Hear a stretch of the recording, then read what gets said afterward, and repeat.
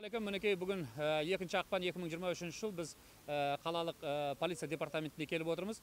Кеше қала әкімінің қабылдауында болған кезде генерал Қайрат Дәлібековпен сөйлескен болатынбыз, бірнеше проблемаларды көтерген болатынбыз. Ол кісі бүгін түстен кейінге кеше қала әкіміндегі сұрақ жауабына қанағаттанбаған бірнеше адамды өзіне шақырған болатын. Рахмет Қайреке.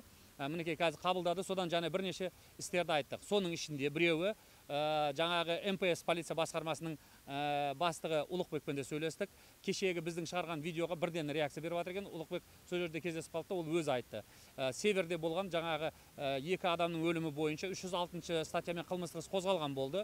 Ол қылмыстық іс қозғап жаңағы пәтер берушінің егесінің патенті бар екенін, арендаға барлық документтер, құжаттары бар екенін сот үшін жаңағы арендаға тапсырған жайлы. Екі адамның өлгеніне 306 статьямен қай екенін шынымды айтсам өзімді тексеріп үлгерген жоқ, бірақ ауызша айтып жатқанымды менің түсінгенім сапасыз қызмет көрсету нәтижесінде қаза болған адамдардың бірнеше адамның қаза болуына арналған жауапкершілік болса керек. Мен әлде де толық білмеймін.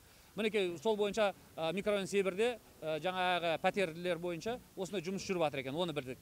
Екіншісі, бұл жаңағы Қайрекеңмен сөйлестік өзіміз. Осы жерге келгенде кешегі оның алдында да болып жатқан ғой.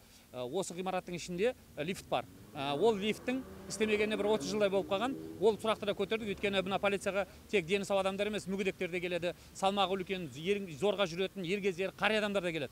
Олар көтерілу үшін лифттің жүруі өте маңызды мүгедектерге деген. Ол сұрақты көтерді. Қайрекең айтты, жақында капитальный ремонт па сондай болады, лифтті біз қазір жөндемейтін шығармыз, мүмкін жаңа лифт қойдырамыз дегендей өздерінің жоспарларын айтты.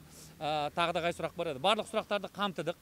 Енді полициялардың жаңа бұрынғыдағы мен жаңағы полициялардан қазір осы кезде бірдеңені сұрасақ қашатын болып қалды. Мінекей соны айттық. Тыйым салмасаңыздар, полициялар қылмыс болып жатқан жерге біз келген кезде ең болмаса қысқаша болса қылмыс не болғанын айтып берсе болды. Ары қарай кім кінәлі, анау мынау оны егжей-тегжей тергелеуге біз дайын емеспіз, оның қажеті де жоқ деп. Одан кейін полициядағы аккредитация бойынша сөйлестік. Оны ала алмадық, өкінішке орай. Пресс-секретармен хабарласамадық, өйткені бұл жерде менің түсінгенім пресс-секретар, жаңа басқа полицейлер өздері бір-бірімен соттасып, сот процестері жүріп жатыр. Көптеген сұрақтарды қамтыдық. Ересметов бойынша қылмыстық істі қайтадан қозғаттырдық. Көрермендер, Сұлтанбеков бойынша да ол Қырғызстан азаматы болса да қылмыстық іс қайтадан қозғалды. Яғни қашып құтыла алмайсыңдар. Тағы да қай қылмыстық істер тоқтап қалған. Анау үлкен ферма бойынша ол Абай ауданына өтіп кеткен екен. 22 күні декабрьде Абай ауданында қылмыстық іс тоқтатып тастаған екен. Ол іс қылмыстық істе қайтарылып, қазір қалаға Серік Ергешевке тапсырма берді генерал. Сонымен ол да жүретін болды. Мінекей тағы да бірнеше істер бойынша барлығы қайтадан қозғалып, тергеліп, зерделеніп, жұмыстар жүретін болды. Жақсы тергеушілер бар, кереметтей деген. Мен мақтағым келеді. Кейбір тергеушілер бар осы жерде. Прям басы алтын, жоқ нәрсенің түбін қазып білетін, дедукциясы жақсы дамыған тергеушілер бар негізі, жоқ деп болмайды. Мінекей сол тергеушілерді өзім білем, соларға сұрадым. Қылмыстық істерді соларға ауыстырғандары бар, басқасы бар. Былайша айтқан кезде полицияның ішінде ашықтықта халықпен сөйлесуге келген кезде ашықтық білдірсеңіздер, естуші мемлекеттің бағдарламасы істесін деп сөйлестік. Былай жаман емес басы.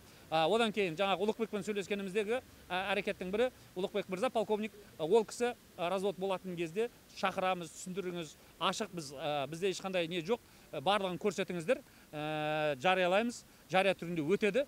Ешқандай полицияның жасыратын нәрсесі жоқ деді. Біз оған ырзамыз. Ұлықбек сізден күтеміз хабарды. Қай күні айтасыз, сол күні келіп біз түсіреміз, репортажды арқып жағамыз. Басқа да проблемалардың барлығы, көтерілгендердің бәрі айтылып, зерделеніп, қарастырылды. Басшылық тарапынан істелінген істерді, жаңағы қайтадан қозғаған қылмыстық істердің барлығының біз мұқият қадағалаймыз. Өзіміз жаңа бұқаралық ақпарат құралдары ретінде.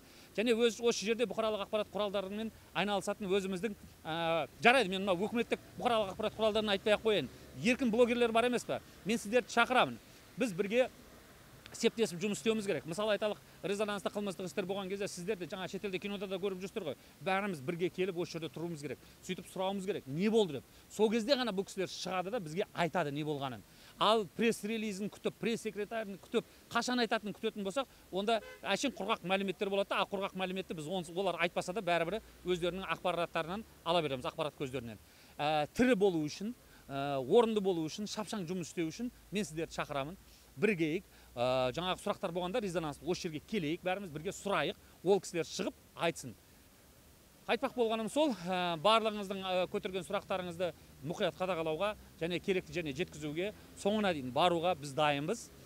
Сіздермен болған Бақытжан Көпбаев, сау саламат болыңыздар.